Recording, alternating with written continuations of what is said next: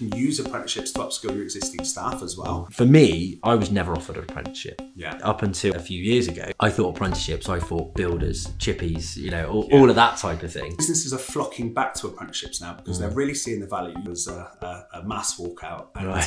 Our apprenticeships have changed, and working in McDonald's at 15. That's just two of the things we're going to be talking about with Adam Rook from Professional Apprenticeships, an award-winning apprenticeship provider in the Southwest. I'm Lee, and thank you for listening to Leadership Equals Herding Cats podcast. Let's speak to Adam. Leadership, it can be just like herding cats. Ever tried that before? So, Adam, thanks for joining us today. Let's start with basically telling us a little bit more about you then. So you run Professional Apprenticeships, obviously providing apprenticeships. Tell me a little bit more about that and about yourself. Yeah, certainly. So Professional Apprenticeships is a government-funded apprenticeship provider. We're based in South Bristol, but we deliver apprenticeships throughout the country now. So we're a national provider. There's two parts to the business really. So we find the right apprentice. If a company is looking for the apprentice, an apprentice, we work in areas like digital marketing, IT, business and management. But then lots of people don't realise that we're also the college. So we're funded by the government, and we actually make our money through delivering the apprenticeship and training people in whatever subject it is they're going through. So. Okay, so and where did that come from? How did you get into that? You've been doing quite a lot of training for a while, haven't you? Yeah. So we set up in 2016, but everyone always asks me that question, Lee. So they always ask me, how did you end up owning a training provider? I left school. I didn't click really with school. I was really kinesthetic and practical in the way that I learned. So, and there was a lot of pressure to go to college, as there is today. And I kind of ended up finding my way when I left school, went to college, dropped out of college and found an apprenticeship. And my first apprenticeship was in sports management. I was trained as a gym instructor, sports coach, and absolutely loved it. Yeah. I kind of then moved into some other areas, did outdoor activities, and then trained as a teacher also through an apprenticeship. So I worked for an organisation called Connections. I don't know if you remember it. They gave I do. So they gave careers advice and things like that, but I was working with students that had been excluded from school, and I was able to kind of quite relate to that. Yeah. So it was one of those snowball stories where one thing led to another, and I ended up working in the apprenticeship sector, recruiting. I was a regional sort of recruitment manager for a provider, and we were placing apprentices all over the region really. And that's kind of how we got into the industry. And it was one of those situations where we just didn't feel like the company we were working for were doing it how we would like it done. Yeah. So we came together en masse in 2016. There was a mass walkout, and off the back of that, Professional Apprenticeships was born. So it was later that year that we kind of founded the company, registered the company, and we had this vision of it being everything that some of the other apprenticeship providers weren't doing for their apprentices. So. And just to sort of go back a bit there, because one thing that I've noticed quite a lot about business owners, and maybe more than the managers, is that whole school thing. So you say, and I relate to that massively because I bounced around 3-4 different schools at one point because, you know, I was the thug and the one that was always in trouble and everything else. I did awful at school. I think my highest grade was a C, and that was in art. So, you know, I was awful, absolutely awful.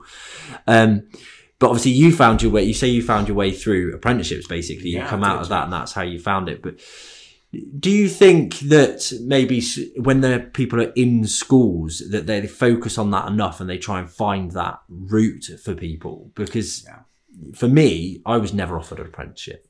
I wasn't offered that. And probably up until a few years ago, I thought apprenticeships, I thought builders, chippies, you know, all of that type of thing, which is not at all anymore, is it?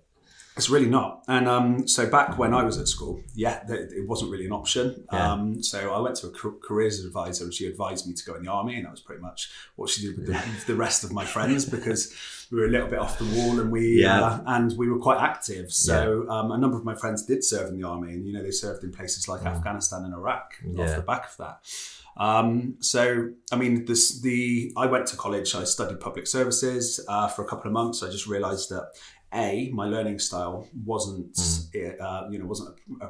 appropriate and for that kind of learning. And I think this is the issue. When you're at school, it's set up for visual and auditory learners. So people, if you learn visually and you can learn by taking in information, by listening, then fantastic. You can kind of work in that academic space. But there's a whole load of people that are kinesthetic and practical, and they really, really struggle with working, and they've got so many skills that they can give back and use, but it's only after they leave school that they then start to put those into practice. And people like me and yourself that maybe sort of challenged the way of things within school, those are the people that are going to make good business owners, good business leaders, because those are the kinds of skills you really need. You need to challenge, you need to come up with new ideas. And before we dive too deep into this week's podcast, I want to tell you a little bit about our sponsors, which is Vapor Clean Commercial Cleaning Services. Vapor Clean provides commercial contract cleaning throughout the Southwest. If you run a business with premises that need cleaning on a daily basis, then we can provide that service for you regularly, sufficiently, and consistently to the highest standard. We provide trained professional operatives that are audited and supported the right way, making sure you have the highest standards all year round. So if you want to know more, get in touch. But for now, back to the podcast. And by having this really linear system of education where you learn these things that have been in the curriculum for 30, 40 years, you're still doing similar things. It's just, it kind of needs updating. And it has been, to be fair, in recent years, it is getting better. So and funny enough, you alluded to that just before we started, like apprenticeships have changed a lot, haven't they, in the last few years? So in what way have they sort of changed? Because like I say, I was probably quite naive and looking at the different apprenticeships that were out there, but they're for all sorts now, aren't they? Well, when I started my first apprenticeship, I was really lucky because I went to Connections, who I was later employed by, and then found out about this sports management apprenticeship. So that was my first one. But it was basically hair. People used to know about hair and beauty, construction, health and social care, and maybe a couple of others. And that was kind of, if you were going to do an apprenticeship, that was the kind of apprenticeship you do. And apprenticeships back then were. A high percentage of apprenticeships were undertaken by people in areas of deprivation. So, areas within the locality of here, so areas like sort of, Hartcliffe Knoll and things like that. Statistically, those were the areas that were doing apprenticeships. That's hugely changed. There's been a huge shift. Now, different apprenticeships are undertaken by more affluent areas because of the kinds of apprenticeships you can undertake. And there's been a real positive change in terms of the quality of the qualifications and the training.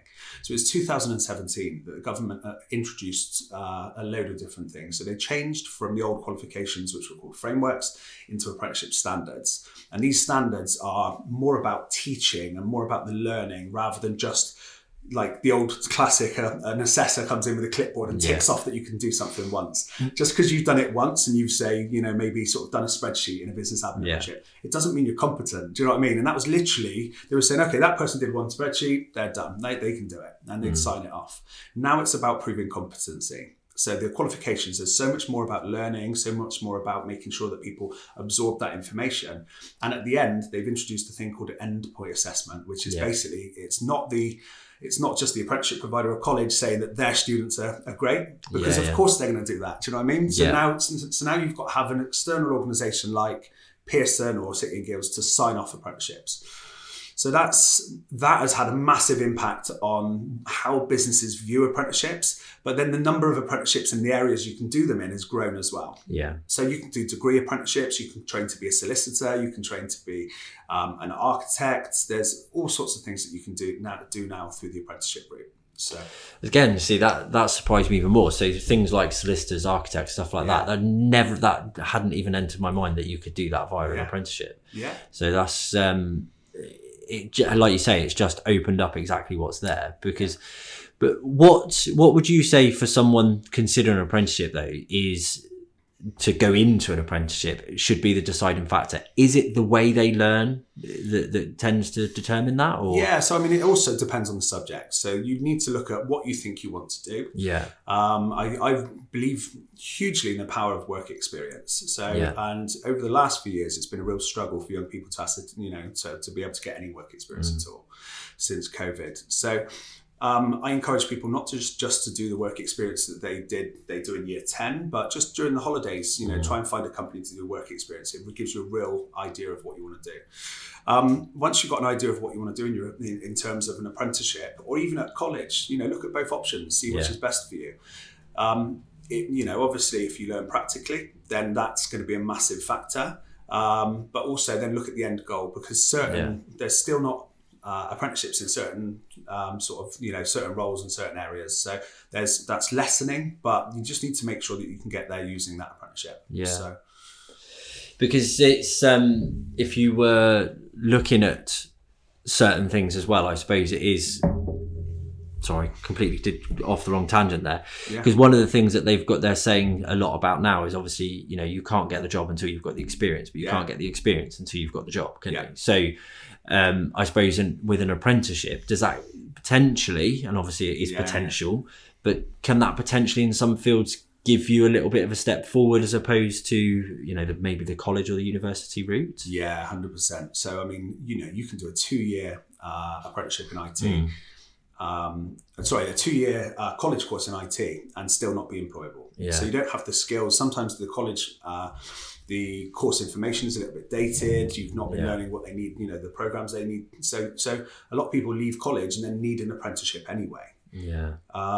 And then that's not really explained to young people when they leave school. So you'd still need that apprenticeship. You still need that experience to be able to get that job. So the apprenticeship is amazing because it's really, everyone's aware that somebody's of a lower sort of, experience level, lower skill level, and it's a team effort between the apprenticeship provider or college and the employer, and they're really getting that person. And I say person because any age can do an apprenticeship now. So our oldest apprentice was 62. So really, you literally, So anyone can do an apprenticeship now. So that's another change that's come in. But and that person can then really develop the skills without feeling pressure that they're not meeting a much higher bar earlier on. So, and I think that again is also very important, isn't it? We talked a minute ago about knowing the right routes when you're first leaving school and things like that. But although I did really badly at school, I then went to college. I did really badly at college as well. I spent most of my time in the bar drinking, actually, to be honest.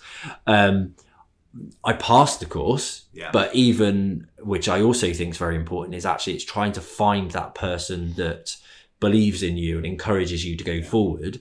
Because I only passed that course because my head lecturer at the time pulled me to one side and basically said, you're going to fail this course if you don't turn up or you don't at least do some of the coursework. At the moment, you're the most competent here, but you don't do anything. And that's kind of importantly, isn't it? Turning up and doing some of the coursework. So, exactly. So, but even then, I kind of in my early years sort of rattled through a few different things. And I think that's a prime example of someone that is, getting on in years or going through their life and maybe hasn't found that route with an apprenticeship. They can find that route and retrain completely. The government. So I mean, it's been around for a while. So the government upped the age you could do apprenticeships. They also allowed graduates to take a step back and do an apprenticeship, whereas no grads could do apprenticeships until 2017. So it's become much more inclusive. Like the 62-year-old we were talking about wanted to retrain because she was working in retail. She was physically no longer able to do the work she needed to be able to carry stuff around. So she retrained as an administrator and started working in an office. So the government are calling it returnerships. But it's not a new thing. So that's been going for since 2017. They've just branded it now with a catchy name. So, and this is kind of looking at getting people who had retired or semi-retired back into work, but in potentially new areas. So it's really flexible. It means that there's so much more out there for employers. You know what I mean? There's so much more to choose from, and there's more diverse sort of pool of talent that they can be bringing in using apprenticeships. Yeah, and that's what I was just about to say. Looking at it from the employer's perspective as well, I don't think recruitment is got easy. It may have got a little bit easier in the last year compared to what it was 2-3 years ago. Yeah. But you know, it's still quite challenging, and finding that right person is very difficult. And, you know, instantly when you said that, then if I'm recruiting for an administrator and I'm looking at someone that's been in retail for 20-30 years, yeah, I'm probably not going to consider them. And that's quite a closed-minded look at it. But unfortunately, as an employer, sometimes that's what you've got to do, isn't it? You've got to narrow people down, and certain applications or certain positions you get loads of applications for. Yeah. So you have to take it from a set view. But apprenticeships, in that sense, give that person another way into it, but it also opens, like you say, opens the doors a little bit more for the employers, doesn't it? It really does. I think the last few years, the apprenticeship program has seemed slightly more complex. So there's a new apprenticeship system that employers need to log on. You'll be aware of that because you've done it with your own apprentices. Yeah. So, but there's a couple of, it's not as complex as it seems, but I do think it has put off some businesses. But businesses are flocking back to apprenticeships now because they're really seeing the value. You mentioned the recruitment crisis that we've been in. We're still in that recruitment crisis. We're in a retention crisis right now. Oh, definitely. So people are now finding they're able to recruit people, but there's people job hopping like they've never done before. It's like it's an Olympic sport at the moment. So, and some of the ways I think businesses are really starting to realize and wake up to the fact that if you bring people in at a lower level, you can train them how you want them. So you can really, form that person that you need. You can use apprenticeships to upskill your existing staff as well, which is amazing because that promotes retention. It fills skills gaps within the business.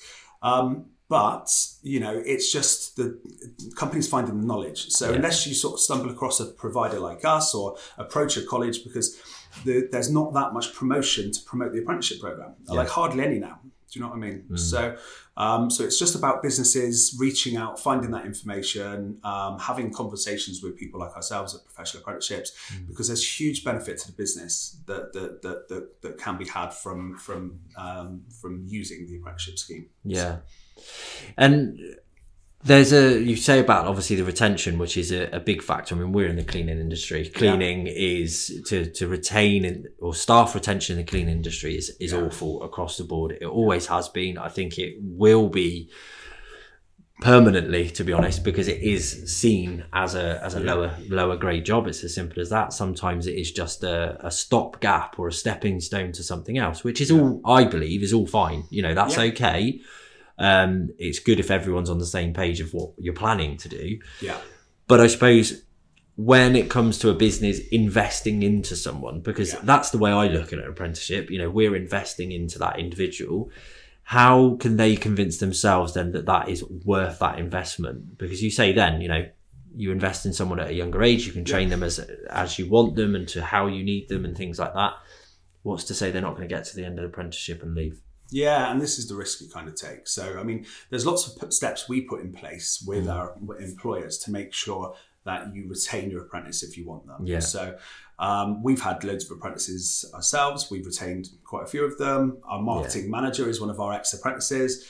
So there's some real good sort of, it's like with anything, some people will move on.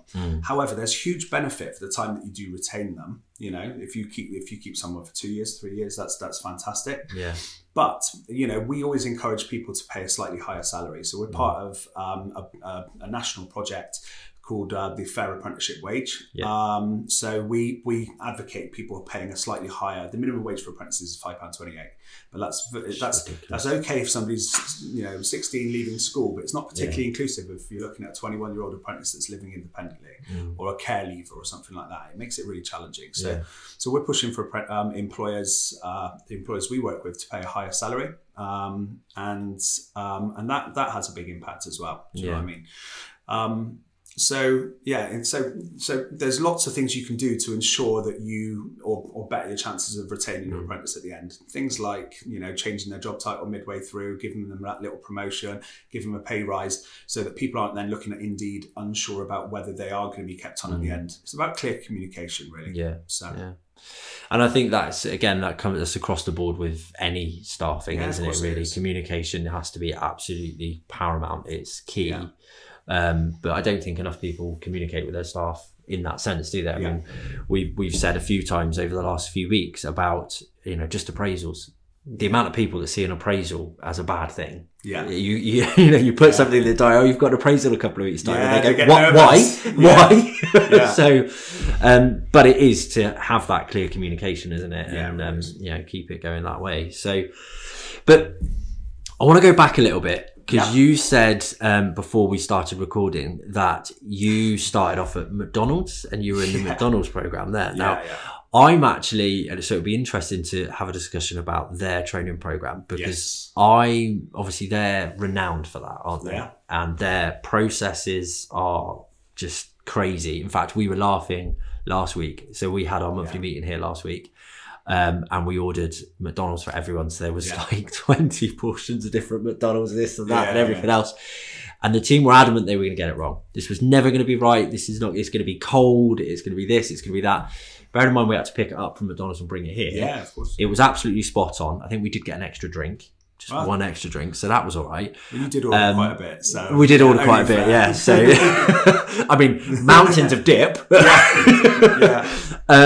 But it was still hot and it was perfect. And that just goes to show, doesn't it, that their training has to be spot on. Yeah, of course. So when was that?